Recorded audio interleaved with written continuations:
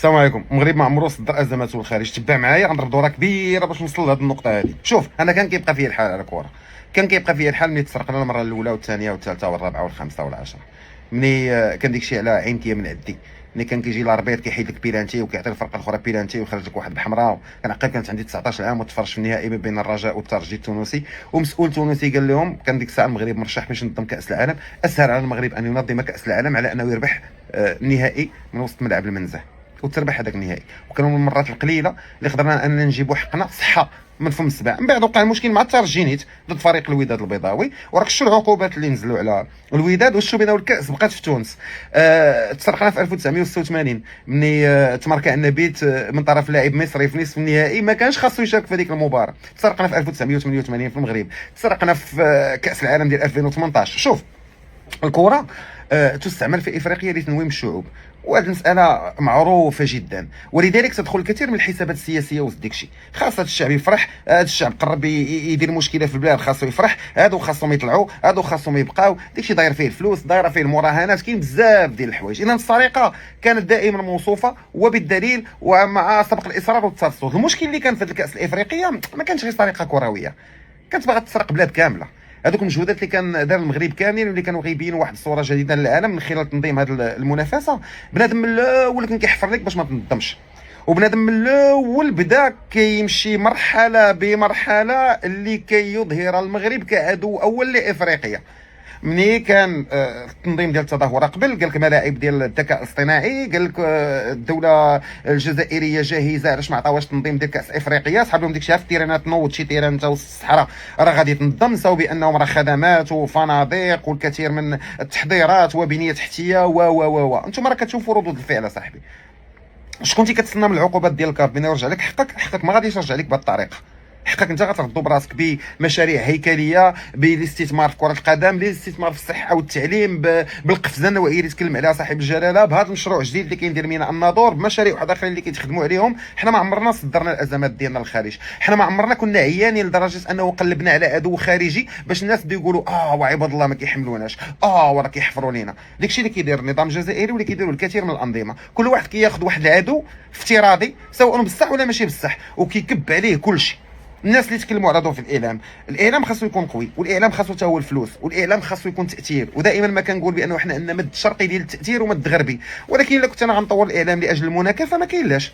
يوليو عندي المطبلين بحال الحرب اللي واقعه في الاعلام المصري، ديال هذوك الناس اللي تابعين الاخوان كيدويهم واحد الجهه، والناس عاوتاني اللي تابعين النظام المصري كيدويهم جهه واحده اخرى. الا كان فقط اعلام مناكفات ما كاينلاش، الا كان اعلام تطبيل ما كاينلاش. حنا المغرب كيتكلم على راسو من خلال العمل اللي كيدار على مستوى الدوله، ومن خلال الصوره الايجابيه اللي كتنقل، لانه حنا كنتقدموا خطوات بالعمل. عندنا مشاكل ولكن المشاكل ديالنا كنناقشوها بيناتنا. حنا ما عمر واحد قال لك كاين مشكل ديال الصحه ولا مشكل ديال التعليم في المغرب وقال لك لا حيت الجزائريين ولا التوانسه ولا الفرنسيين ولا الامريكان ما بغاوش. اذا هذا الدور اللي كتلعبوا كره القدم والذي يتجاوز ما هو رياضي في الكثير من البلدان ما عندناش حنا هذا المشكل فيه. نهار ما قديناش ننظموا كاس افريقيا ديال 2015 بسبب ايبولا توقفنا لدورتين، وقال لك المغرب باغي يعاود شي ينظم.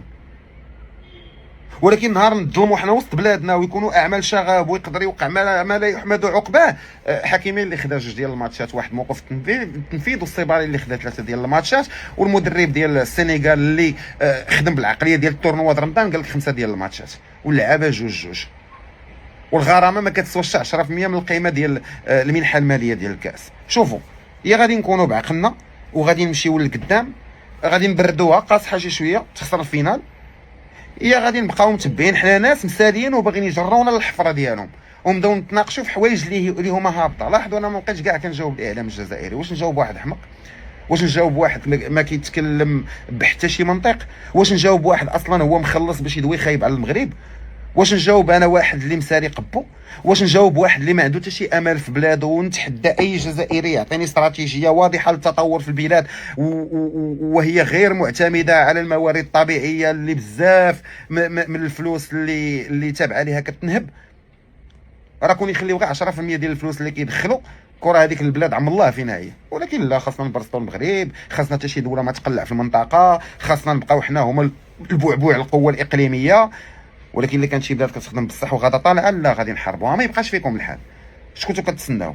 زعما يحيدوا الكاس ويعطيوها، لا ما غيديروش داكشي وما يقدروش يديروا داكشي، وداكشي داخله فيه الكثير من الحسابات. حنا الحمد لله اللي ما تصيدناش قبل كاس افريقيا نوضوا لنا شي صداع ولا شي حاجه صدقنا، ما منظمين، ما مصدرين صوره للعالم، ما غاديين خدامين باش نكملوا التنظيم ديال كاس العالم، ما خدامين على البنيه التحتيه كما خاص يكون.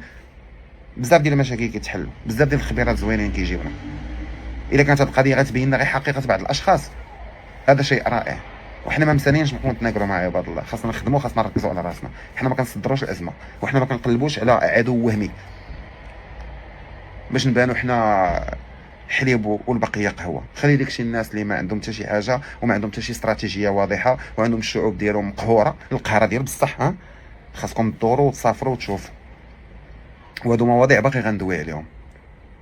فهنيئا لنا بمن نحن، وما نهزوا الدبيله والهم لتا شي واحد، لانه عارفين بان الايام القادمه ستنصفنا، والسنوات القادمه ان شاء الله ستنصفنا. واللي بغى يهضر على المغرب يشل فمو بلا سل. الله يعاونكم.